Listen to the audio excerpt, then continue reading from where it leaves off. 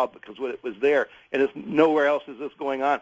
Those kinds of little nasty things. And so they do that on little societies with HAARP. It's more of a broad beam thing. It's not like the 2 centimeter, 3 centimeter beams from a satellite that are pinpoint. So it has a lot of uses, and it's very hard on the Earth. It's not very good for the Earth's ionization system. Its natural ozone layer are all disrupted by it. It's very high power. They run gigawatts of power up through this thing. And if somebody happens to be in the beam that day, they're going to pretty much get cooked like a microwave. I mean, they're going to be cooked from the inside out.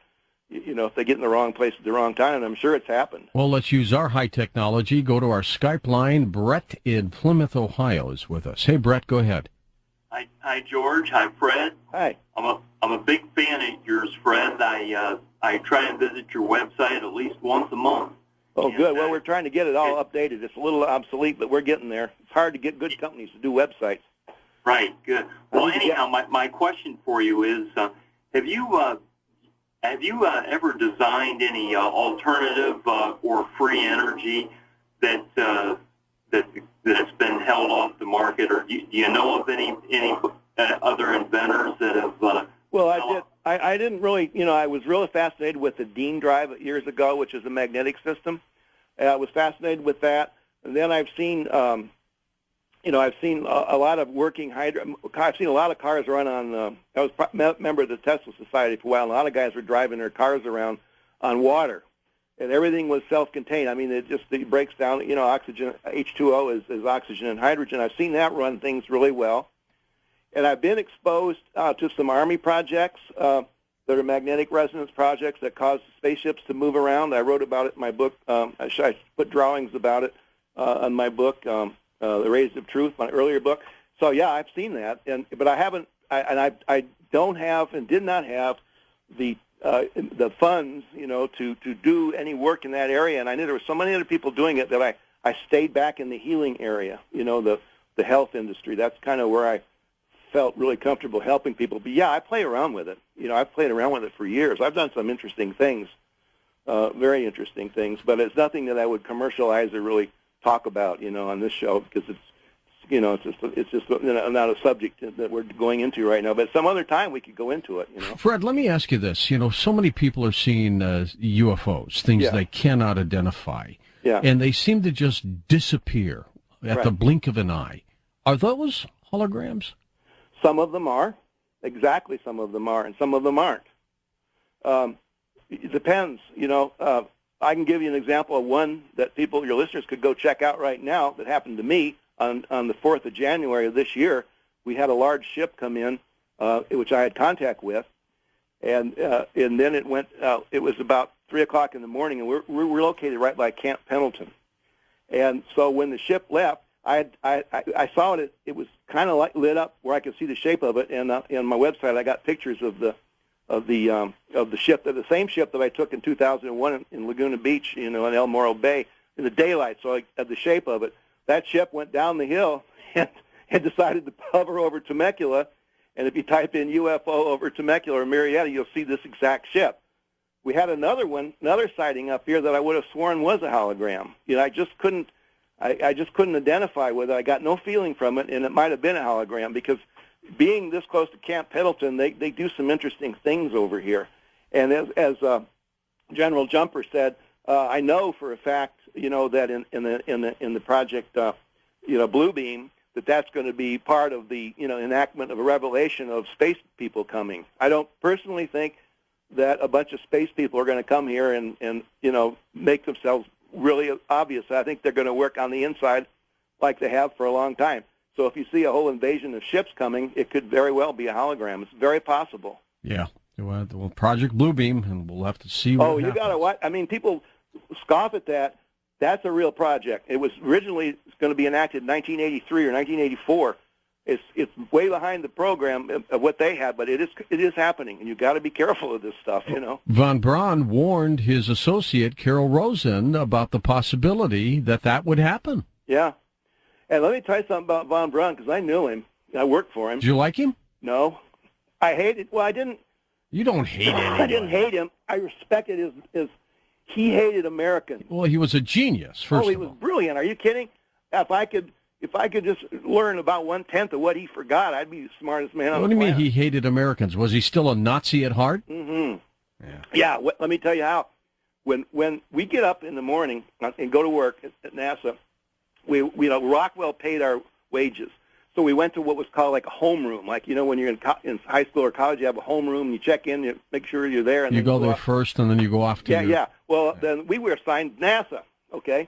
So that's how I worked at NASA. So then he had a guy named von Lossberg, I'll never forget. And he was Werner von Braun's right-hand man. Von Lossberg had 2 assistants. What did they wear? They wore ski pants, high boots like the Third Reich wore. Oh, come on! I'm not kidding. We had these helmets. These helmets you have to wear because you're out on the bird and the spaceship. We had to paint them gold once a week. You will like our rockets? You will like our rockets? Yeah, I mean, von Braun. He died of cancer. He was very angry. He was never treated right when he came over here. He got his arm broke running out of the country. He wanted to launch rockets way before he could, and they put him in New Mexico, Los Alamos. They locked him up for almost 10 years. Yet he was responsible for our Saturn project, wasn't he? He certainly was. Fred, stay with us. We're going to come back with final phone calls in a moment on Coast to Coast AM.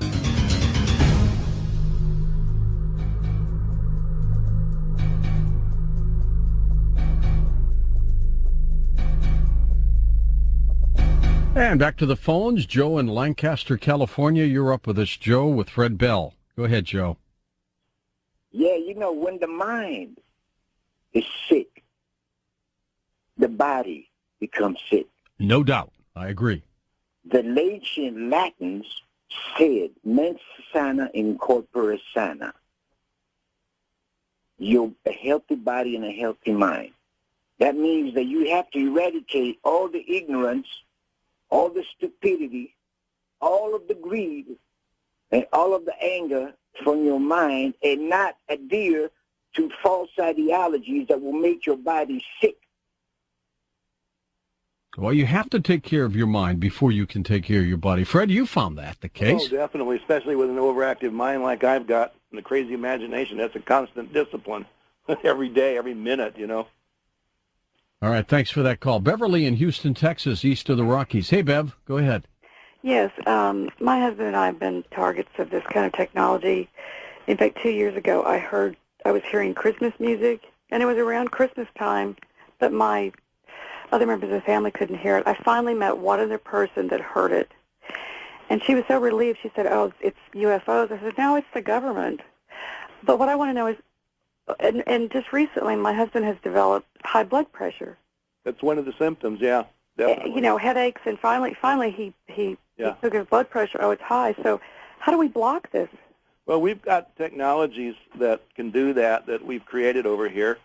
And if you call in during the week, I could explain them to you I don't want to sound like a commercial on the air, but everybody that we've worked with, over the years, we've been able to get a solution. And we doesn't mean that we won't incorporate other specialists like John Hall or somebody like that, but we've been very successful with that. But the first thing that we do is we block the energy. We have things that can block as they transmit microwaves. We have things that absorb them and convert them into something it's a healing vibration. So how do we know, though, Fred, that somebody just isn't a little imbalanced a little bit? Well, that's the way I when before this was going on, the big thing was implants. People were getting a lot of implants. They thought they were aliens. A lot of people were hypnotized. Implants was a big thing. When they broke up, they didn't use them anymore. They became obsolete. The broken implants created Morgellons disease, and so I began to work with people that were needing help with Morgellons disease, fibers coming out of their bodies, et cetera, because we had minerals that would dissolve that stuff. What I found in that program was that the people that they had chosen would naturally be paranoid anyway, and so it was really hard to tell where they were coming from and how real they were. And I found that when all these people, we could help them, but they didn't want the help. They'd realize it. About 1 out of 10 would cooperate, and we could do something with them. The other 9 wouldn't.